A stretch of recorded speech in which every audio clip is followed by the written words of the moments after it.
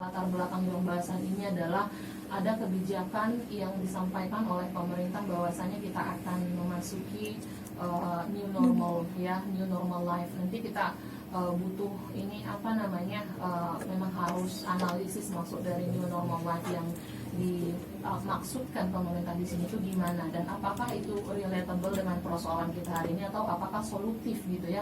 Ini kita akan lihat dari segi kacamata Islam tentunya, dan analisis apa yang akan kita sampaikan nanti kita lihat. Kemudian di sini apakah new normal tadi sudah pas untuk solusi Indonesia pada hari ini dalam rangka menangani pandemi gitu ya. Nah, jadi untuk mampu menjawab teka-teki ini kita nggak bisa keluar daripada fakta. Nah, sebelum kita membahas, saya juga perlu kasih tahu bahwasanya kita di sini sharing gitu ya. Saya juga menyampaikan ini bukan karena saya misalnya kita bahas mengenai virus, bukan saya ahli virologi gitu ya, ahli virus nggak juga gitu ya. Atau nanti ketika kita membahas kebijakan, bukan juga saya yang ahli di bidangnya, tapi setidaknya apa yang kita dapatkan atau apa yang kita temui dalam kehidupan ini, baik itu dalam menangani ataupun mengatasi pandemi ini, kita memang harus bisa kritis gitu ya, tapi kita bisa bertanggungjawabkan apa yang mau kita sampaikan. Nah, per 4 Juni kemarin yang saya saya berusaha juga cari, kemudian juga mendapatkan informasi di beberapa platform sosial media bahwasanya jumlah kasus ya yang terkonfirmasi maksudnya gitu ya, yang saya lihat di situs Menkes langsung itu bahwasanya ada penambahan 585 kasus per 4 Juni. Berarti intinya kasus pandemi ini untuk di Indonesia secara umum gitu ya belum mengalami penurunan. Ya, sekarang kita nggak membahas per daerah ya. Mungkin kalau kita di sini kelihatannya memang sejauh ini seperti saya lihat sampai sekarang udah semakin adem ayem gitu ya, seolah memang virus itu tidak ada di sini gitu kan ya. Tapi kalau saya secara pribadi menyikapinya adalah ini adalah wabah yang tetap kita harus jaga gitu ya, meskipun mungkin kalau secara fakta kita tidak se-ekstrim yang di daerah-daerah yang mungkin sudah terkonfirmasi menjadi zona merah, tapi kita harus perhatikan ini karena memang ternyata terjadi pertambahan jumlah pasien. Intinya juga tadi yang kedua adalah kita berada dalam negara yang sama, jadi otomatis kita pun harus memikirkan nasib saudara kita yang lain di provinsi yang lain, dan sebenarnya tidak menutup kemungkinan itu akan ada di sini kalau kita tadi ngeyel, tidak peduli gitu kan ya, dan anggap remeh gitu. Nah, artinya fakta yang saya temui kan masih terjadi penaikan kasus gitu ya, baik itu yang katakanlah yang positif atau mungkin yang meninggal dan juga yang sembuh gitu ya. Artinya ada penambahan di setiap elemen-elemen itu gitu. Tapi ada yang menyita perhatian kita kemarin, mungkin teman-teman ikuti beritanya juga, kalau di salah satu provinsi di Jawa Timur, Surabaya gitu ya, itu sekarang bahkan diklaim sebagai salah satu epicenter virus ya, setelah Jakarta yang memang mengalami penurunan gitu ya. Mirisnya yang informasi yang terkonfirmasi juga, baik itu yang saya tonton di televisi ataupun yang dapat dari media sosial, bahwasanya ada penambahan kasus di anak-anak gitu ya, bahkan sampai 127 orang anak yang kena, yang mungkin ada puluhan diantaranya dalam balita. Nah, ini kan miris. Nah, sementara beberapa minggu lalu saya juga cek berita gitu ya, ketika ada gagasan untuk melakukan new normal life atau menerapkan new normal life, itu kan di list beberapa daerah yang sudah siap. Itu termasuk Surabaya loh, saya cek ada 25 daerah yang itu siap melakukan new normal life, salah satunya Surabaya. Tapi di saat yang sama ternyata angka pelonjakan kasus virus itu sendiri naik di sana gitu ya. Jadi kita pengen tahu ini gimana, apa sebenarnya yang menjadi standar untuk layaknya diterapkan new normal life. Kemudian apa sebenarnya new normal itu sih gitu ya. Ini sibuk-sibuk kita bahas, kemudian juga ada pro kontra, tapi kita belum tahu gitu ya, jadi kita sharing di sini. Jadi new normal life versi pemerintah, artinya kan kita kan mengikuti kebijakan pemerintah, ini artinya kita mendengarkan kebijakan pemerintah. Kalau teman-teman ikuti, memang beberapa saat yang lalu kita pernah mendengar pidato pemimpin kita yang itu memberikan sebuah ajakan persuasif atau menghimbau kita itu untuk berdamai dengan corona ya. Jadi mungkin ini juga sudah ramai di media sosial ajakan itu. Nah, Kemudian setelah ada ajakan untuk berdamai dengan corona, inilah muncul kebijakan new normal. Nah, makanya ada kesimpulan, jadi menurut hal ini new normal itu adalah kita kembali ke kehidupan normal yang baru, tapi dengan konsep kita tuh berdamai dengan corona. Artinya gini, jadi memang arahan dari WHO kan pandemi ini belum dapat dideteksi kapan selesai.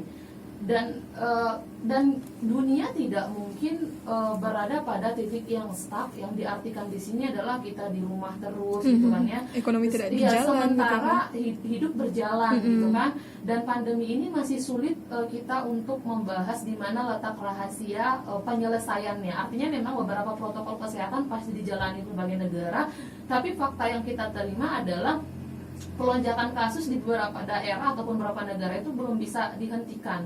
Artinya di sini WHO menyoroti, memang WHO sendiri juga memang menyampaikan ada kebijakan new normal, tapi ada syarat-syaratnya. Daerah atau negara seperti apa yang sudah boleh menerapkan new normal ini gitu ya. Nah, nanti kita lihat apakah Indonesia itu sudah termasuk atau enggak gitu. Nah, jadi dengan kebijakan new normal ini diharapkan kita kembali kepada kehidupan normal, tapi dengan gaya yang baru. Gaya yang baru maksudnya adalah kita tetap harus memperhatikan beberapa rambu-rambu yang itu akan berefek kepada terjadinya pencegahan penyebaran gitu ya. Artinya kan tadi kalau kita mau menjalani kehidupan normal, berarti yang tadinya nggak ngantor akan ngantor, yang tadinya nggak sekolah bakalan sekolah.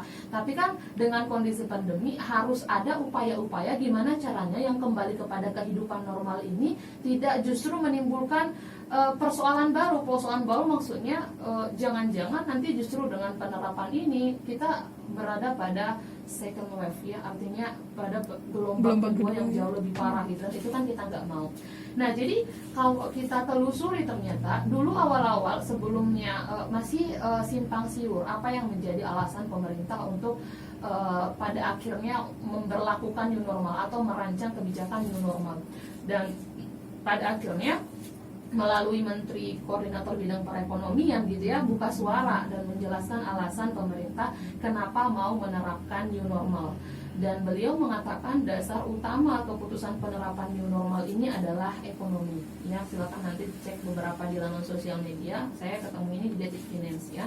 Jadi katanya memang perekonomian dibuat hampir lumpuh ya kan akibat pandemi, yang memang di sini kenapa lumpuh? Karena berhentinya aktivitas sosial telah membuat roda perekonomian itu terhambat katanya.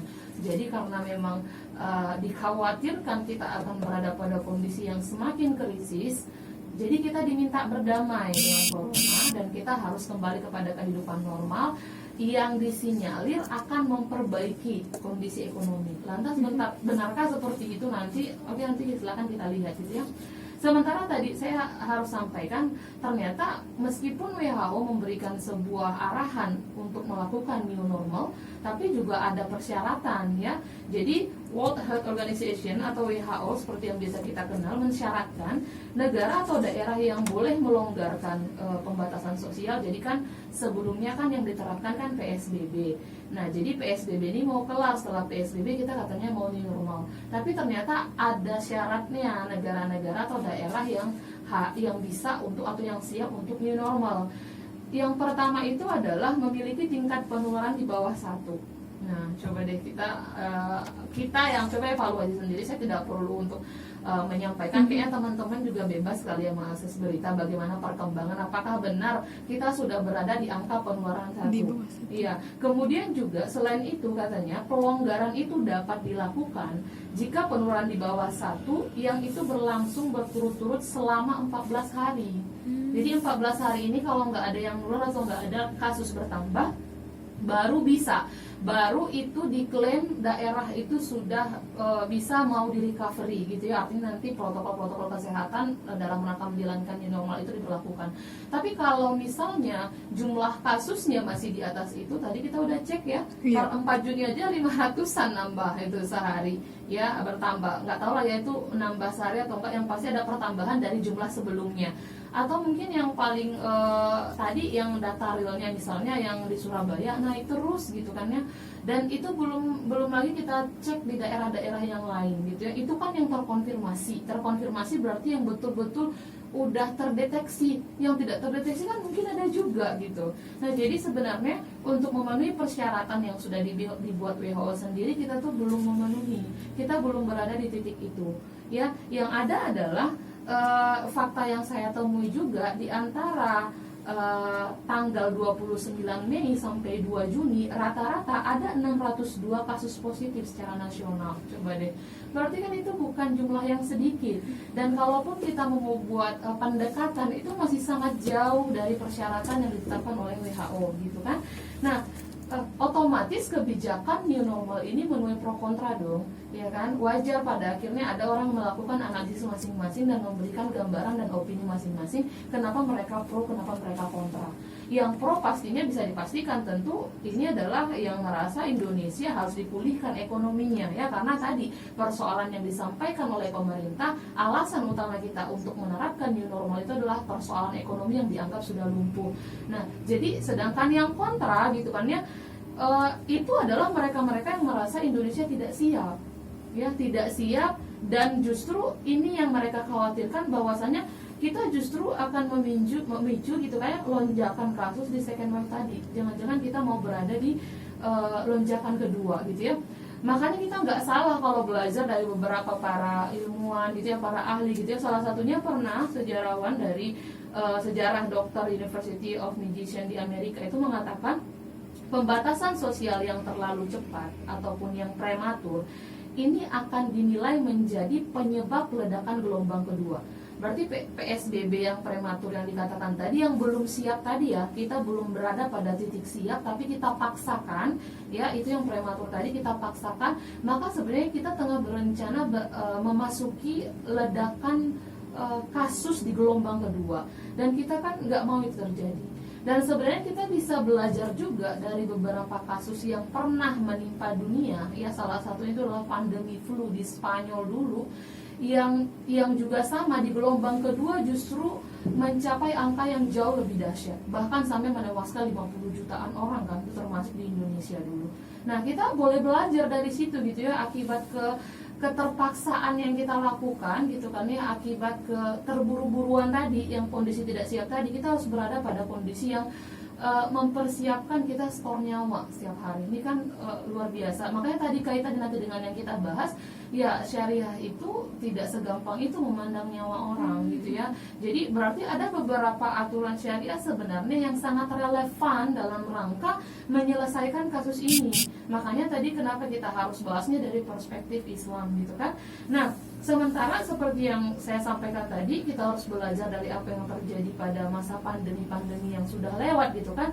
Ledakan gelombang kedua pada kasus kita yang hari ini dikhawatirkan terjadi seperti yang di Prancis. Kenapa? Karena yang saya katakan tadi, ketika diberlakukan new normal, keadaan kita itu tidak siap gitu ya. Dan juga kalau kita lihat, belajar langsung juga dari negara-negara yang ternyata sudah menerapkan new normal, itu juga kecolongan gitu loh.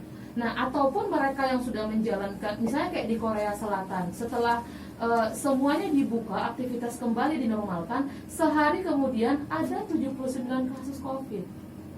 Nah, berarti itu di Korea Selatan gitu loh. Kemudian juga kita belajar dari Wuhan juga kayak gitu, setelah dibuka kembali diketatkan, karena memang ada kasus baru yang terjadi. Silahkan cek nanti di bbc.com Indonesia gitu ya.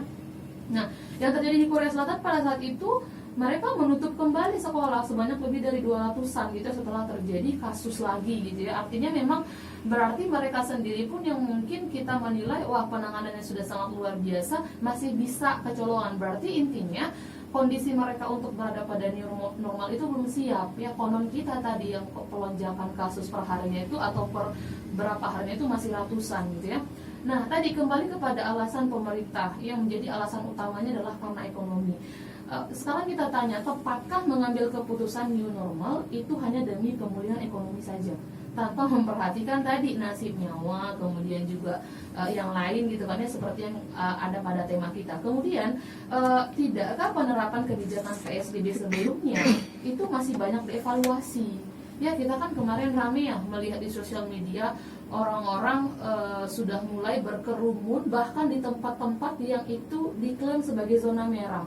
Ya, kita lihat kemarin kan sempat heboh gitu ya. Lalu juga pada akhirnya kita disibukkan dengan perdebatan kebijakan yang dirasa timpang. Kenapa pada akhirnya tempat-tempat umum itu dibuka, masjid ditutup? Padahal sebenarnya kita secara pribadi pun, kaum muslimin, saya nih secara pribadi, saya amat sangat setuju untuk di daerah-daerah yang memang dia sudah rawan ataupun zona merah yang mesti ditutup. Tapi dengan syarat tempat-tempat keramaian lain juga tutup gitu loh. Ini kan kenapa terjadi persoalan seperti itu? Karena ada kelihatan ketimpangan kebijakan, makanya memicu persoalan gitu. Jadi nggak mau juga kita seolah-olah nanti ada opini kayak ngotot kali sih kaum muslimin soalim banget udah dalam kondisi corona kayak gini minta masjid dibuka. Kita tidak sedang memperdebatkan itunya. Kita mau memperdebatkan di mana letak kekonsistenan kebijakannya. Bukankah mall kemudian juga tempat-tempat yang lain itu adalah bagian dari tempat yang menimbulkan orang, menyebabkan keramaian gitu ya. Itu juga masih kita hadapi bahkan sampai sekarang ya, opini itu masih terus merebak gitu. Nah, kemudian bagaimana sebenarnya Islam nanti memandang persoalan ini? Lantas apa yang harus kita lakukan kalau dalam kondisi seperti ini? Kalau memang new normal nggak bisa kita lakukan, lantas kita mau apa gitu? Nah, ini kita bahas ya setelah ini. Baik. Terima kasih Kak, dan rekan Raum masih akan kita lanjutkan sesaat lagi. Boleh sampaikan pertanyaannya dari sekarang ke via WhatsApp kita di 0822 99996105. Jangan kemana-mana dulu karena kita akan kembali sesaat lagi hanya di 105 FM Your Lifestyle.